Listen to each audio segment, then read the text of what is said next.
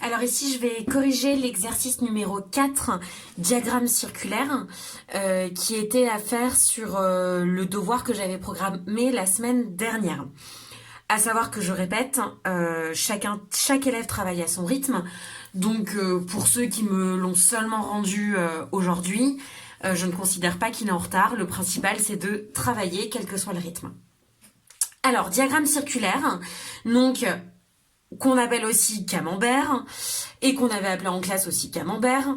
Donc ici, ce diagramme circulaire, il répertorie les catégories donc de confiserie. On nous dit donc que dans une confiserie, Annie a acheté 8000 confiseries et que donc parmi ces 8000 confiseries, on a 23% qui sont des chocolats, 47% qui sont des bonbons, 9% qui sont des caramels et le reste donc des sucettes. La totalité, qui correspond à 100% et qui correspond en effectif à 8000 confiseries. Donc comment fait-on pour trouver le pourcentage qu'il manque ici?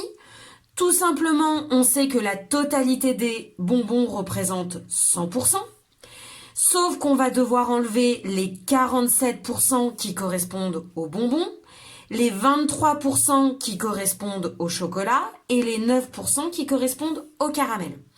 Si je l'écris de cette façon, j'oublie pas mes parenthèses, 100%, et j'enlève tout ce que j'ai déjà. Donc ici, de tête, ça se fait assez bien, puisque 47 plus 23, 7 et 3, 10, 40 plus 20, 60, je suis à 70, plus 9, 79. J'ai donc 21% de mes bonbons, de mes confiseries, pardon, qui sont des sucettes. Donc parmi ces confiseries, 21% des sucettes, 47% des bonbons, 23% des chocolats, 9% des caramels. La somme de ces 4 pourcentages nous fait bien retomber sur 100%. On nous demandait l'effectif de chacune de ces catégories. Alors, soit je travaille avec des fractions.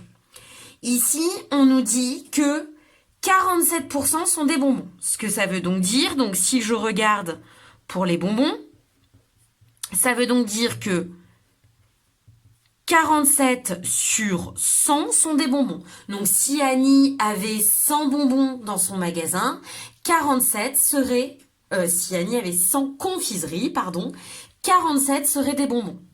Sauf qu'elle n'a pas 100 confiseries, mais elle en a 8000. Donc effectivement, on peut se demander quand est-ce que deux fractions sont égales, quand je peux passer de l'une à l'autre en multipliant toujours par un même nombre, le dénominateur et le numérateur. Faut-il encore trouver ce nombre? Par combien a été multiplié 100 pour arriver à 8000? Par 80. Dans 8000, combien de fois 100? 80 fois. Je vous rappelle que la multiplication par 100 nous fait rajouter 2 zéros. On arrive bien à 8000. Donc si mon dénominateur est multiplié par 80, mon numérateur doit aussi être multiplié par 80. Et je trouve, du coup, que j'ai 3760 bonbons. Je peux continuer de la même façon avec les chocolats. Les chocolats, j'en ai 23 sur 100 confiseries. Donc si Annie avait 100 confiseries, 23 seraient des chocolats. Elle a toujours 8000 confiseries. Toujours la même.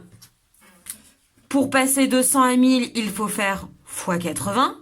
De la même façon, x 80. Et 23 x 80, on retombe sur 1840. Donc, il y a 1840 chocolats dans la confiserie. Pour les caramels, sur 100 confiseries, 9 sont des caramels. Je me demande toujours sur mes 8000 confiseries. Et là, de la même façon, je passe de 100 à 8000 en faisant x 80. Je fais donc la même chose au numérateur. Et 9 x 80, je tombe sur 720. Et donc, la dernière étape, soit j'additionne 3760 bonbons, 1840 chocolats, plus 720 caramels, et je déduis tout ça de mes 8000, ou je fais ma dernière fraction pour les sucettes. Avec 21 sucettes sur 100 confiseries, ça nous fait combien sur 8000 confiseries? On est toujours avec un dénominateur multiplié par 80 et on retombe sur 1680 sucettes. Donc, résolution à l'aide des fractions. Pourquoi ai-je fait un tableau? Puisqu'on peut aussi le traduire dans un tableau de proportionnalité en se disant, donc, mes confiseries. Dans les confiseries, j'ai les caramels, les chocolats, les bonbons et les sucettes. Toujours, on sait que, grâce au diagramme circulaire, que si on avait 100 confiseries, alors on aurait 9 caramels, 23 chocolats, 47 bonbons et 21 sucettes. Nous, notre question, c'est, sachant que j'en ai acheté 8000, c'est-à-dire sachant que j'en ai acheté 80 fois plus, proportionnellement, je vais tomber sur combien de caramel, combien de chocolat, etc. Donc, de la même façon, 9 fois 80, 720, 9 fois 23, 1840, 47 fois 80, 3760 et 21 fois 80, 1680.